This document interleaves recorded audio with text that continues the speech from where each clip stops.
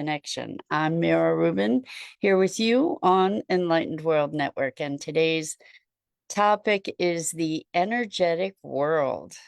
And we're going to have a look into the truth behind this notion of energy and our world, nothing being really solid. We're just going to explore this notion of energy and energy medicine and energy interventions. It should be a lot of fun. But before we get started, let's take a minute or two to get present. Let's take a deep breath in through your nose and hold it.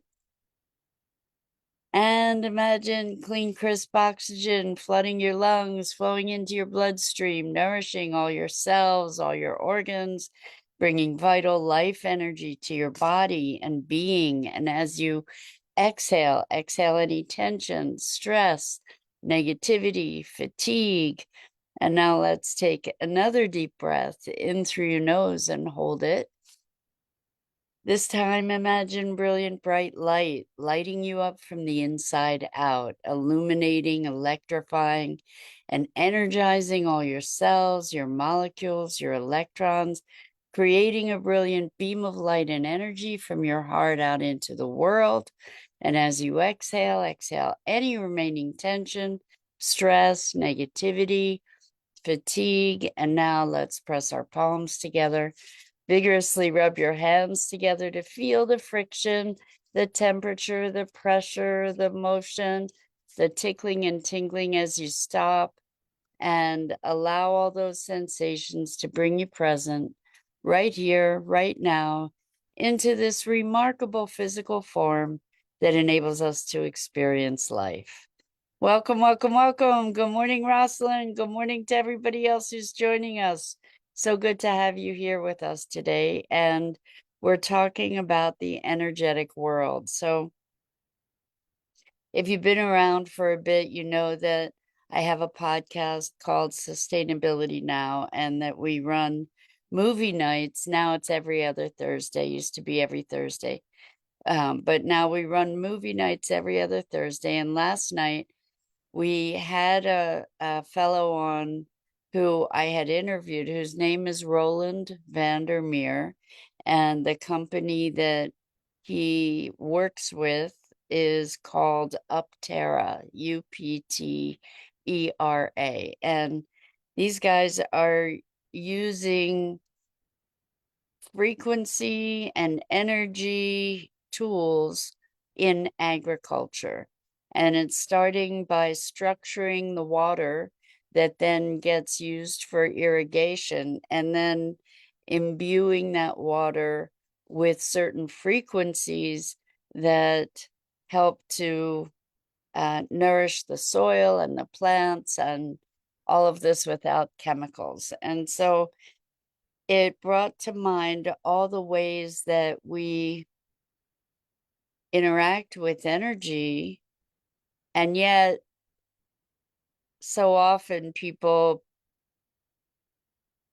experience the conversation about energy and energy healing and energy work as something that's a bit fringe. And there are just so many really wonderful examples about how we can actually visualize energy so that we can recognize that this notion of everything having its own frequency and energy field, so that we can recognize that this stuff is for real, that it's not imaginary, that it's not that it's not woo-woo. You know, I'm a big fan of woo, I have to tell you, but the thing is that so many things are dismissed because we can't see them. But I think there's so many instances where we can see these things that it has a power to help us understand the broader implications of this notion of energy and frequency. So when we talk about energy, we talk about amplitude and frequency. And frequency is the frequency of the wave patterns. Amplitude is the height of the wave patterns. And I'm going to tie this into a book that I'm reading that I highly recommend. We're reading it in our book club called Regenerative Reads. The book is called An Immense World, and it's written by Ed Young. And he talks about the way that other living creatures experience the world and how very, very different it is from our experience. So their hearing, their visual senses, their ability to sense other inputs that we as humans aren't sensitive to. So when we think about hearing, we're hearing in decibels, I guess, or is the loudness, but there are frequencies of sound that we hear, and there are frequencies of sound that we don't. And the fact that we don't hear them doesn't mean they don't exist. And in this book, they talk about how all different kinds of creatures hear things that we can't hear. And it's measurable and confirmable that they perceive these other frequencies of sound. And so we can't really deny that those other frequencies of sound that are imperceptible to us exist. They clearly exist despite the fact that we don't experience them. And the same with vision. We are able to see certain frequencies of light within a limited spectrum. And that doesn't mean that that spectrum doesn't expand beyond the limits of our perceived sight. And in this book, again, The Immense Universe, or An Immense Universe, I think, he goes into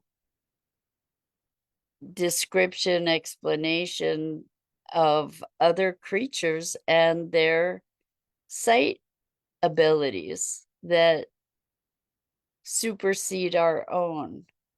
So they're seeing other frequencies. So the point of this part of the conversation is really just to have us understand that although we think seeing is believing, there's all kinds of proof that there are things beyond our sight, beyond our sound, beyond our perception that undeniably exist, or at least as undeniably as anything else. So that's a start. And then there's this wonderful, I don't know if we call it science or area called cymatics. Cymatics are awesome. Cymatics is CYMATICS. And cymatics enables us to actually see frequency. So the way it works is that there's some kind of platen, like maybe a metal plate that might have sand or glass beads or some kind of granular substance on its surface. Although I think I've seen maybe with liquids as well, where they've done some work with that as well. But anyway, we're talking about a granular material, small, on this metal surface, and then a sound, a tone, a frequency is applied to the metal plate to vibrate it. And what happens is that these predictable patterns get generated on the plate that are all kinds of different geometries as in response to the sound or as a visualization of the sound. So it's pretty cool. It's pretty cool. And it brings to mind the walls of Jericho being brought down by the sound of a horn. That when matter vibrates at a certain harmonic frequency, it breaks apart. And an example of that is when, for instance, an opera singer or a singer meets a certain note, and there's crystal glass that they can shatter the glass with that note. Well, what's happening is that the frequency of the glass is meeting the frequency of that sound, and they're kind of vibrating in some kind of pattern together such that the glass just explodes.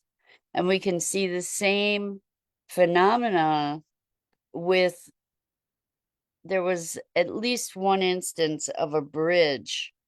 I recall this was crazy, where the wind was blowing the bridge and there was sort of a harmonic, a sound that got created, and this solid bridge started swaying and collapsed. And you can find videos of that online also. And that's the impact of sound and frequency. So if you keep the bridge and the glass in mind, we can imagine that we can use sound to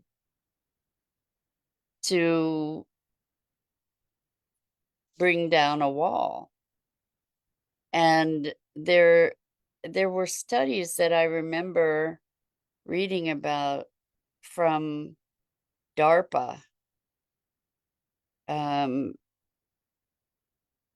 about the use of frequency in I think it was trying to incapacitate people, where they would blast a certain frequency and people would collapse.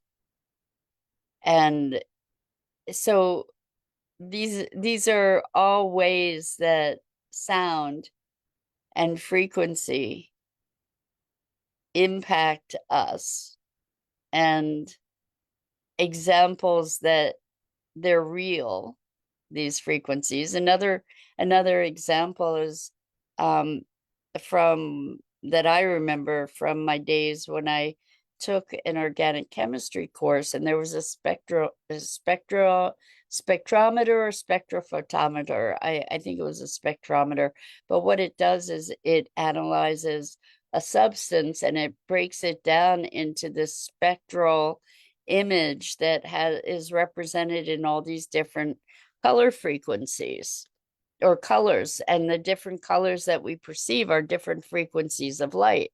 So what it was doing was analyzing this physical substance based on light, or illustrating the character of the substance based on light.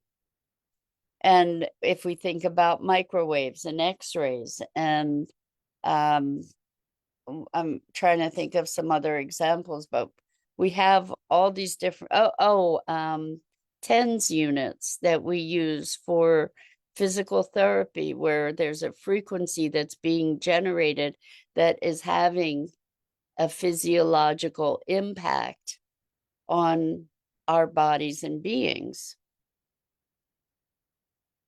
So it shouldn't be, and homeopathy is sort of a different, it shouldn't be that big a stretch to be able to understand things like homeopathy, which is an energetic medicine, essentially, where you take a sampling of a substance that creates a certain effect that's similar to the dis-ease effect that you're trying to correct or balance, where it's the notion of like cures like.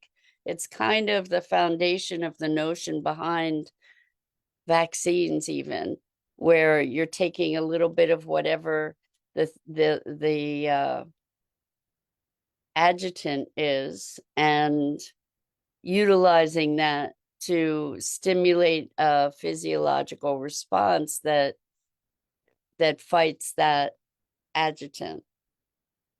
But the way that homeopathy works is that you take that particular substance and you dissolve it and dissolve it and dissolve it and dissolve it until there's really nothing left of the substance other than the energetic imprint that that substance has made on the water. So circling back to what we were talking about in the beginning, this Upterra organization is creating structured water, and water is a liquid crystal. We know that crystals hold information. We use crystals in radio transmission, and we use crystals in computer information storage. And so if we think about water as a liquid crystal, we know that it can hold information, and we see that through the work of Masaru Emoto and through the work of Veda Austin, where we can visualize water's intelligence or water's ability to reflect information, to carry and reflect information.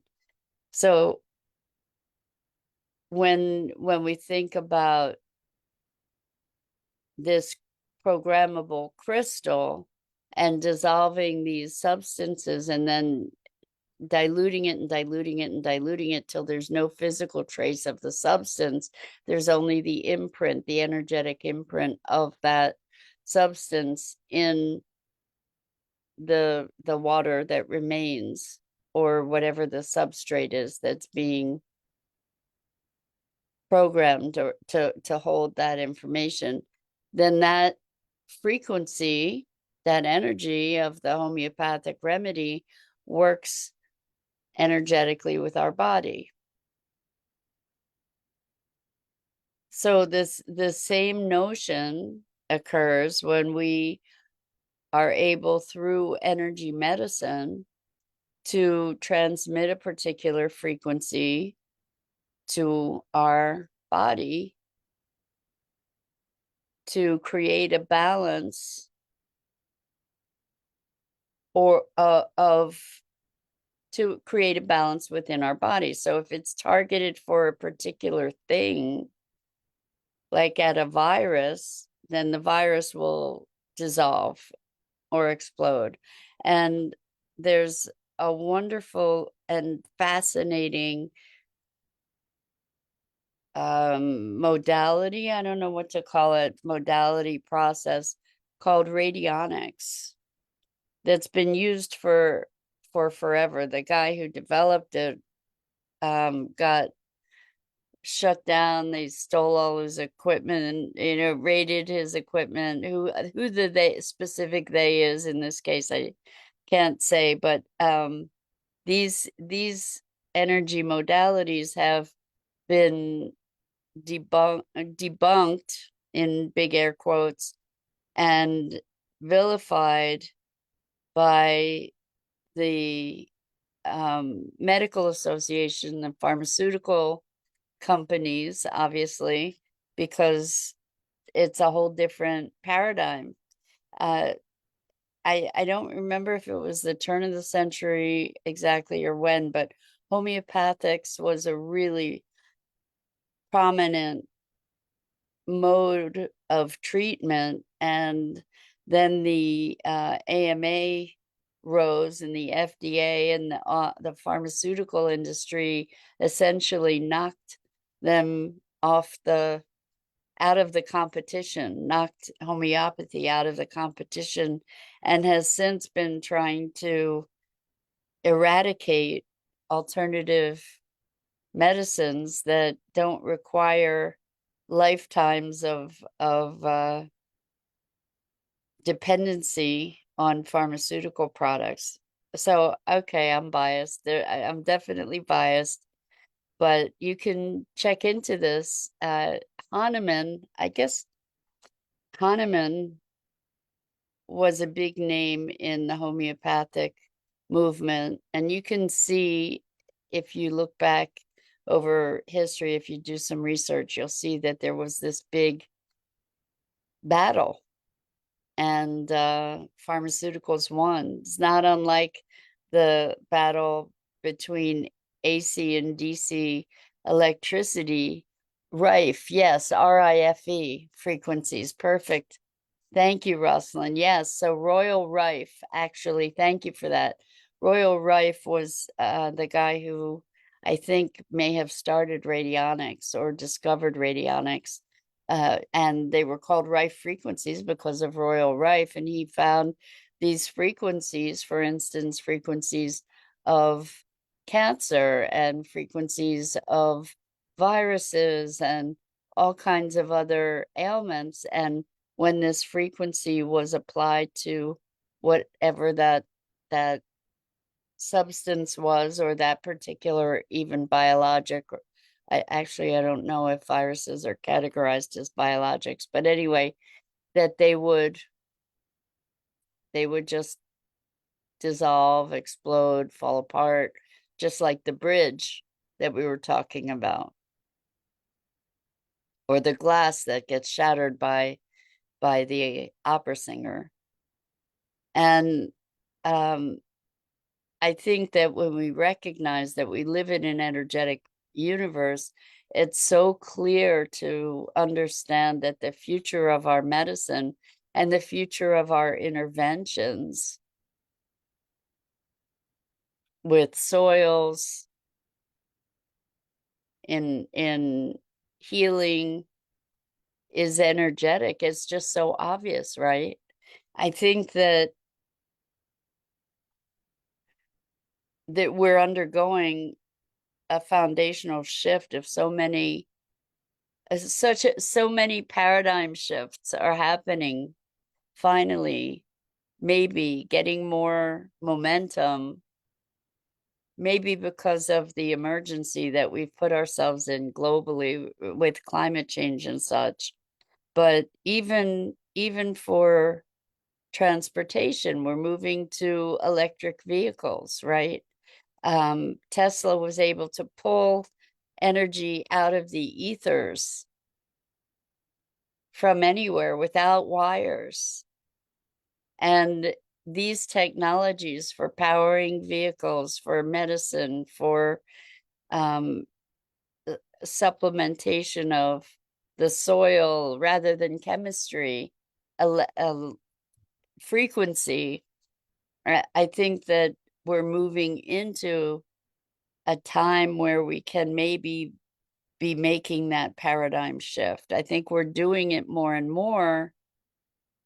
I'm hoping that we can move into that. I mean, on the downside, on the dark side of it, we have things like hydrogen bombs. Again, that's energy based rather than chemical. It's using these energetic interactions. So just like anything else, we can use technology for good or for not. But I just am so endlessly fascinated by this energy conversation. And I think if we look more deeply into it, we can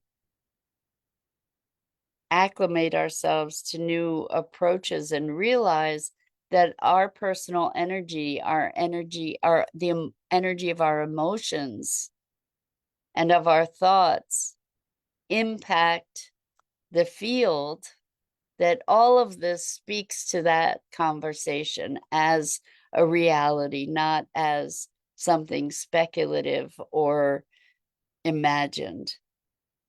And that we can actually ground this conversation of impacting the field through the way that we be, like that we really make a difference with the way that we feel and the way that we think, that this is something that is